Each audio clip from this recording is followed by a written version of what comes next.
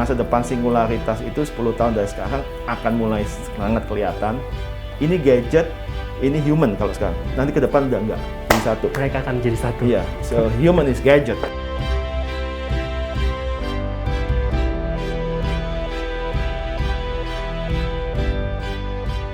Jadi kita sekarang sudah punya 5 global PCT patent atau IP di AR dan aplikasinya yang udah filing di 150 plus negara lebih. Wow. Nggak gampang, sebab kita masih belajar. Jadi generasi muda Indonesia mestinya bisa gitu kan. Dan saya ingin kalau bisa semangatnya We Indonesian Rule itu nggak hanya WIR tapi semua generasi muda Indonesia. Life itu very short. Kalau they see opportunity untuk membuat suatu bidang lebih baik, dunia lebih baik, just go for it. Jangan tunggu the future. So we have to brand it.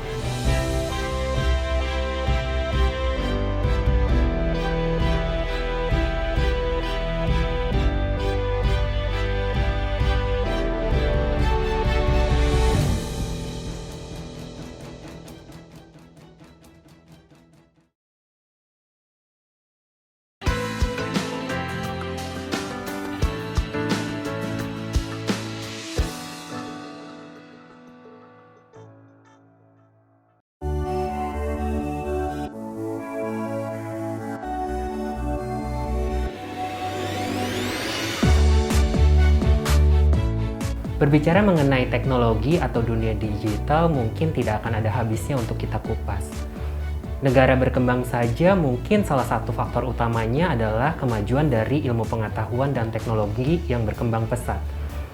Tanpa disadari mungkin beberapa di antara kita juga pernah merasakan yang namanya teknologi berbasis AR atau Augmented Reality.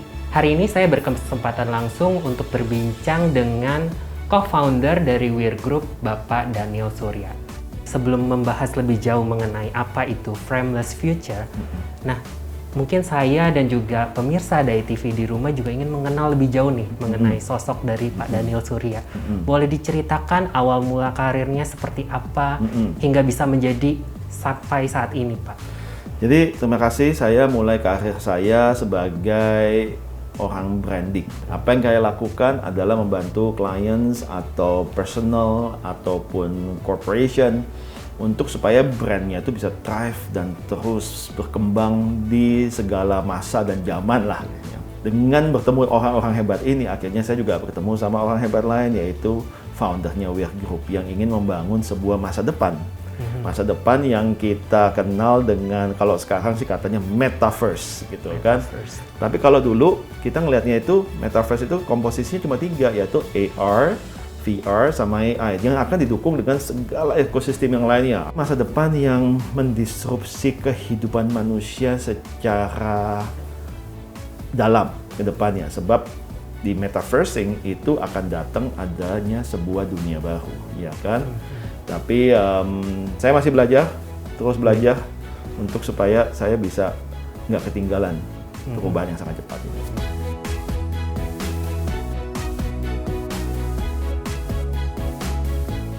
Jadi WIR didirikan dengan satu tujuan, yaitu membangun perusahaan teknologi berbasiskan augmented reality yang bisa global dari Indonesia. Nah, untuk itu nggak mudah. Salah satu modal untuk menjadi global adalah nggak hanya uang, sebab uang is one thing. Saya nggak mengatakan uang nggak penting, tapi adalah semangat. Nah, semangat yang ada di WIR yang di awal dibangun yaitu adalah semangat Indonesianya. Apa yang kita ingin sampaikan? Semangat Indonesia yang menyatakan bahwa anak muda Indonesia itu mampu. Dan mampu ini kita simbolikkan dalam nama kita sendiri, yaitu WIR, yaitu We Indonesians bisa rule, bisa bangkit, bisa rise, dan juga bisa berjaya, yaitu rocking.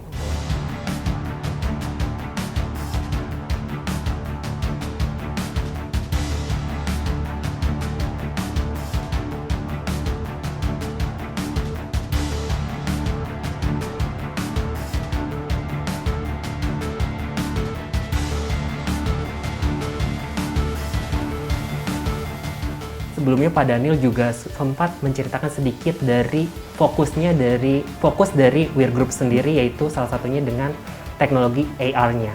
Nah, saya juga sebenarnya masih belum paham betul nih Pak mengenai AR itu seperti apa.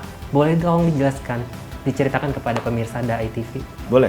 Jadi augmented reality, kalau di bahasa Indonesia kan adalah realita yang ditambahkan. Realita yang ditambahkan. Betul. Apa realitanya? Realitanya adalah kehidupan manusia. Kehidupan manusia yang kita alamin sekarang ini sebetulnya udah nggak sama seperti kehidupan zaman dulu. Sebelum adanya internet. Betul. Sebelum adanya platform komunikasi yang sangat canggih. Nah, realita yang kita hadapin ini sekarang adalah realita sudah masuk kehidupan dalam bentuk digital. Ya, sekarang bentuknya sih masih lihat YouTube, misal lihat layar, hubungan mata manusia itu dengan layar. Baik. Layar handphone, layar televisi, layar komputer. Yang kita lihat apa? All digital content. Yang akan terjadi, yang tadi saya bilang, itu bukan masa depan. Itu adalah masa sekarang. Ke depan, itu akan berubah. Layar itu akan terevolusi. Layar tidak lagi seperti layar yang kita lihat, tapi layar itu akan semakin dekat, bukan ke hati, tapi ke mata. Makanya muncullah teknologi yang namanya virtual reality. Kenapa kok layar akhirnya bisa nempel? Kalau VR itu nempel di mata, orang masuk immersif dengan pengalaman 360 degree yang ada dia lihat di kacamata VR-nya, atau kalau mereknya banyak banget ya yang kita sebut dengan VR goggle. Oke. Tapi kalau kita pakai VR goggle, kita nggak bisa kemana-mana ya, duduk di satu tempat, di satu titik, kita mengalami masuk ke dunia yang imersif. Apakah berhenti sampai di situ? Enggak. Sebab orang ingin menikmatin konten tidak lagi di kacamata itu VR, tapi dia akan masuk ke realitinya, realnya, yaitu namanya augmented reality. Jadi kontennya nanti akan muncul depan mata kita tanpa kacamata. Nah, disitulah kehidupannya akan beda. Sebab semua orang akan memiliki dunianya masing-masing. Dan itu akan di-backup dengan sebuah fondasi namanya artificial intelligence. Jadi orang bisa membangun identitas dirinya atau dibangun identitas dirinya dengan semua konten yang dia sentuh secara AR dan secara VR. Konten akan hidup di dunia real kita tanpa kacamata VR, tapi AR glasses. Bahkan sudah ada yang bikin contact lens-nya, dan semuanya akan berbeda ke depannya. Timnya Weir ini terdiri dari orang-orang yang mengimprove platform tersebut dan membangun sesuai dengan kebutuhan Indonesia dan global market juga. Di bidang yang spesifik, yaitu untuk brand, media, dan nantinya yang related to blockchain ke depannya. Tapi saya beruntung, saya sendiri beruntung bekerja dengan orang-orang hebat di Weir. Nah, dari orang-orang yang hebat dan lebih pintar dari saya, mereka menciptakan ide-ide dahsyat bersama-sama. Jadi ide-ide itu dibangun dengan dua posisi. Satu, posisi collaboration. Kedua, kita membangun ide dengan teknologi AR ini supaya relevan dulu. Maksudnya relevan tuh, ya jangan tunggu perusahaan Weir tuh sampai kacamata AR-nya ada, atau handphone suatu hari digantikan oleh itu.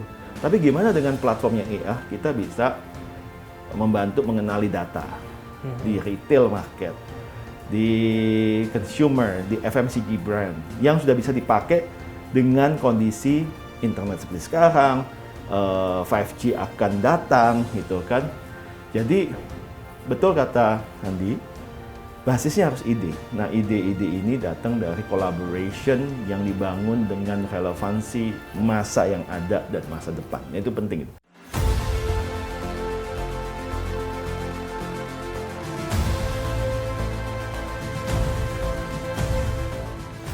Selanjutnya, ini kan manusia sama teknologi sulit dipisahkan ya Pak Daniel. Iya, betul, nggak bisa.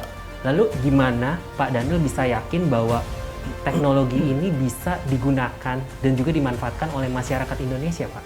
Kuncinya cuma satu. Kembali ke tadi adalah membangun relevansi. Jadi kita mesti tahu masyarakat Indonesia itu siapa, dan apa yang mereka butuhkan. Baik. Dan supaya teknologi ini masuk ke dalam mereka, kita harus bisa menjawab tantangan-tantangan yang mereka hadapi dengan teknologi. Ya, teknologi yang ngerti kebutuhan manusia apa, manusia ngerti gimana menggunakan teknologi ini.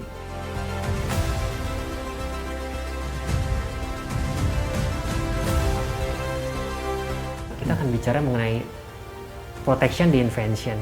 Maksudnya di sini adalah kita harus memproteksi penemuan-penemuan kita nih Pak Daniel. Sejauh ini yang dilakukan oleh Weir Group dengan menciptakan teknologi-teknologi yang sudah ada, gimana tentang protectionnya nih Pak Daniel? Kita berusaha seperti teknologi company yang lain, kita juga mesti belajar. Kita belajar dari tech company yang ada di luar, gimana memfiling paten, intellectual property, dan yang lain-lainnya. Jadi kita sekarang sudah punya 5 global PCT patent atau IP di AR dan aplikasinya yang kita udah filing di 150 plus negara lebih. Wow. Nggak gampang, bahwa kita masih belajar. Nah, salah satu proteksi yang paling penting itu. Proteksi yang kedua yang paling penting dari sebuah ide atau intelektual itu adalah kata-kata klasik yang sering disebutkan oleh semua orang-orang, yaitu adalah untuk terus berinovasi. Keep innovating itu menghasilkan sebuah ekosistem yang sulit dikejar orang. Ya kita blessing banyak lumayan, sedikit banyak. Kita untuk augmented reality kita sempat dapat 2 kali Best Augmented Reality Campaign Company di Silicon Valley. Wow. 2015, 2016. Kita sempat dapat i40 Award sebagai salah satu perusahaan terinovatif versi sebuah media di London Stock Exchange. Kita bangga banget barusan ngewakilin Indonesia di World Economic Forum tahun 2019 dan tahun 2020. Berturut-turut tuh Pak, 2019. Iya. Dan banyak lagi accolades atau awarding yang lain yang kita terima. Gimana kalau 10 tahun ke depan nih Pak Daniel? Kira-kira perkembangan apa nih yang dari kacamata Pak Daniel sendiri tentang teknologi ini? 10 tahun dan 10 tahun mendatang. Wow, saya nggak bisa. Tapi bayangan saya sih, seperti kita melihat 10 tahun yang lalu sebelum e-commerce ada, YouTube ada, orang nggak pernah nyangka bahwa one day namanya konten itu akan dibangun oleh consumers. Betul. Nah, kalau kita bilang itu adalah prosumer. Consumer yang menjadi produser namanya prosumer. Nah, mediumnya masih layar biasa. Kedepannya prosumerisme itu akan hadir di dunia metaverse yang akan own digital assetnya sendiri. Itu akan menjadi kehidupan biasa, didampingin dengan yang lain-lainnya. Tetapi there will be no border. Masa depan singularitas itu 10 tahun dari sekarang akan mulai sangat kelihatan dan tidak akan terpisahkan, akan ada kelihatan bahwa ini gadget, ini human kalau sekarang. Nanti ke depan udah enggak, jadi satu. Mereka akan jadi satu. Iya, so human is gadget. That will happen. Mungkin saya nggak akan menikmatin seperti Anda atau anak-anak kita nanti. Pertanyaan terakhir nih Pak Daniel. Pesan untuk generasi muda Indonesia, khususnya di bidang teknologi itu, menurut Pak Daniel gimana nih pesannya? Pesan saya, dunia udah nggak dibatas-batasin kan? Iya. With internet udah nggak, sekarang apalagi nggak. Kalau they see opportunity untuk membuat suatu bidang lebih baik, dunia lebih baik, just go for it, jangan tunggu. Jadi generasi muda Indonesia mestinya bisa gitu kan. Dan saya ingin kalau bisa semangatnya We Indonesian Rule itu nggak hanya Weir, tapi semua generasi muda Indonesia. Saya tahu teknologi akan terus berjalan, kehidupan akan terus berjalan, tapi kitanya terbatas. Jadi saya selalu bilang, life itu very short. Makanya kita harus the future. So we have to brand it. Baik, terima kasih Pak Daniel atas waktu dan kesempatan yang telah diberikan pada hari ini. Ya, pemirsa Dai TV di rumah, hasil dari perbincangan kita bersama dengan Pak Daniel Surya tentu sangat membanggakan ya, di mana Weir Group sendiri sudah memiliki 5 hak paten yang sudah diakui secara global. Bagaimana teknologi bisa memudahkan kehidupan manusia di masa yang akan datang. Akhir kata, saya Handi, pamit izin undur diri dan sampai bertemu dalam cerita hari ini episode selanjutnya. Sampai jumpa.